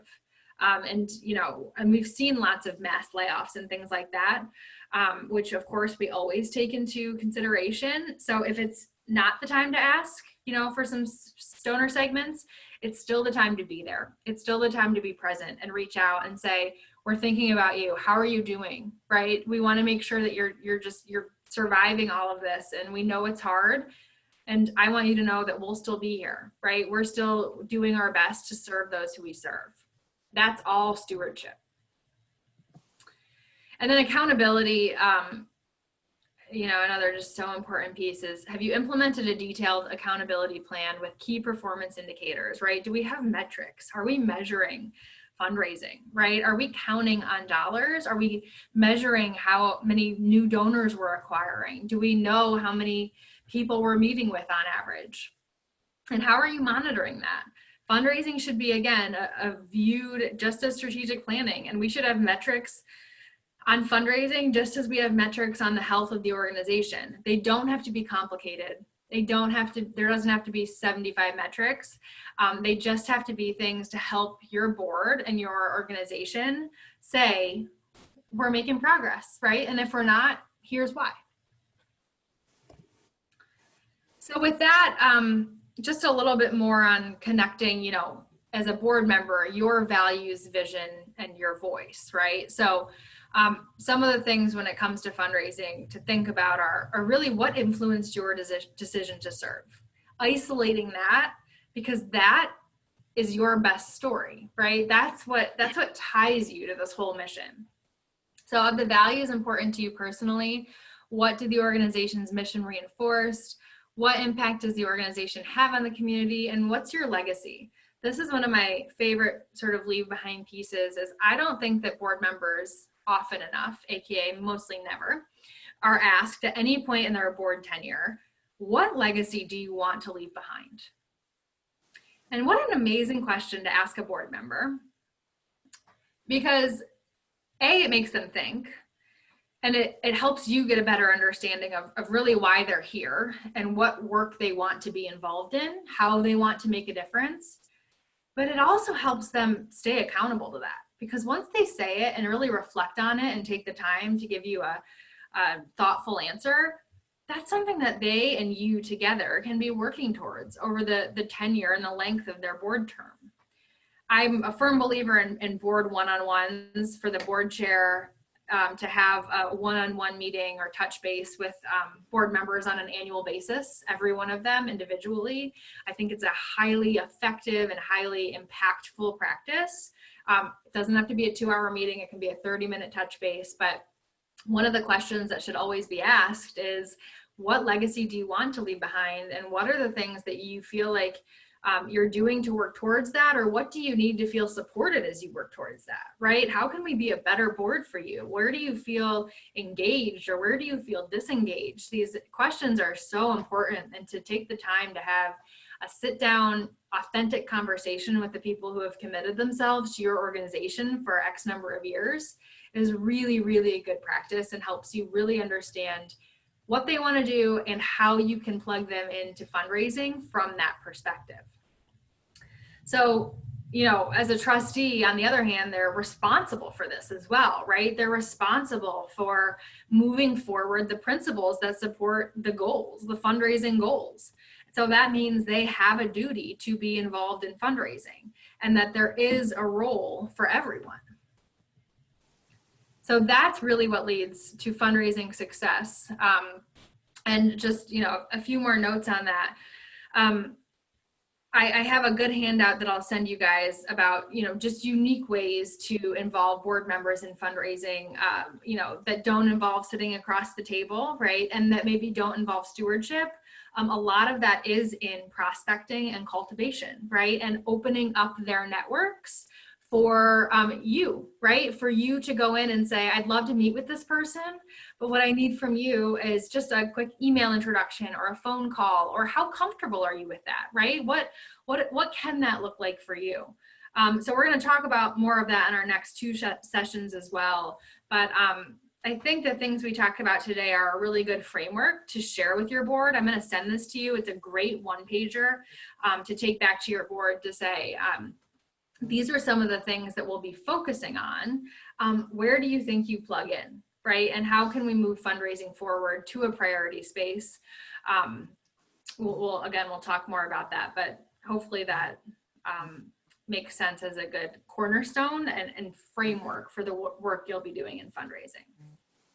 We have lots more to come on major gifts and things like that, but good foundation for today.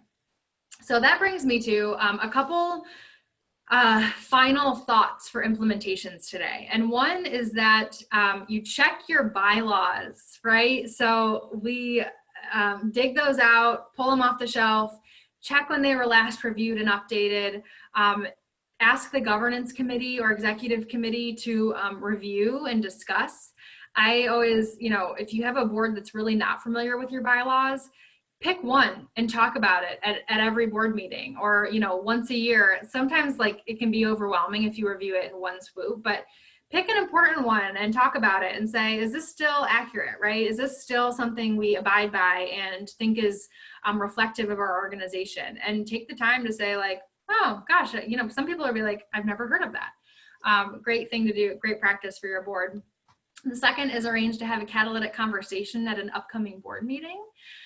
So those questions we talked about, you'll have those, and just again, encourage robust dialogue, encourage difference of opinions. It's how you grow, it's healthy.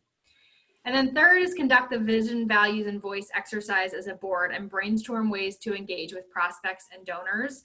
I'll be sending you guys that vision, values, voice piece we just talked about because it helps your board members, again, see where their fit is, see where their place is based on their skill set and based on what they want, not based on what we're telling them they need to do, which is sometimes with boards a little bit more of a helpful way to handle things. So some of the resources from today, one, I'll be sending you guys an email after this with these. I'm going to ask for those of you that haven't seen it, those who have worked with us before, I'm sure you've seen this. This is our tried and true video. It is timeless in some incredible way. It's from 2011, I think. It's amazing that it's still incredibly relevant. But it's called The Way We Think About Charity is Dead Wrong. It's an 18-minute video. I watch it every time. I've seen it over 100 times, I swear. But it's provocative. It helps you think about things differently. So if you could watch that, I'll send the link prior to our next session together. We'll start out with just a dialogue about that video. Again, it's very, very relevant to what we'll be talking about. The second piece is the model of effective board governance, that PEARL that we talked about. So that'll break that down for you. Next, I'll send a governance committee sample charter. For those that don't have a governance committee, this is a great sample to use for establishing one. I'll send the integrated fundraising model and then the values, vision, voice exercise that we talked about. If at any point there's a resource that you think, gosh, this might be helpful, ask if I have it. I probably do. If not, I'll make it because that's what I love to do. And we'll get that to you. So I'll have resources that I send after every one of these sessions to make sure that you guys feel equipped to actually move some of this forward in a way that's beneficial and easy-ish. So with that said, I'm going to stop sharing my screen, and we just have 2 or 3 minutes left. Any takeaways from today? Any questions, aha moments, concerns, thoughts that you guys want to share before we hop off today? I do have a question. Will the recording of this session be available? I assume so. Well, that's a good question for Brian, but I would assume he'd be willing to share that. Okay, thank you. That would be helpful. Yeah, and I will send the PowerPoint as well. If Okay, you guys thank you. are interested in that, I'm more than happy to do that. Any other thoughts, questions? Any Emily, all I could say is thank you so much for all of this information. As a new nonprofit organization, establishing our, like I mentioned, operational as well as just getting our feet on the ground. I think everything that you shared today was really important. So I appreciate your time. I'm so glad. Great. I'm glad Absolutely. I try to make it beneficial for anyone in their life cycle. So if you have any questions, always feel free to reach out. You'll have my contact information. So I'll email all of you guys. And again, we have 2 weeks before we see each other again. So if anything pops up, please tell me. Otherwise, I'll be in touch soon. I hope you all have a great rest of your day. Thank you for your attention and your participation. Thank you. And we'll see each other in 2 weeks. Thank you. Bye. Thanks, Thank you very guys. much.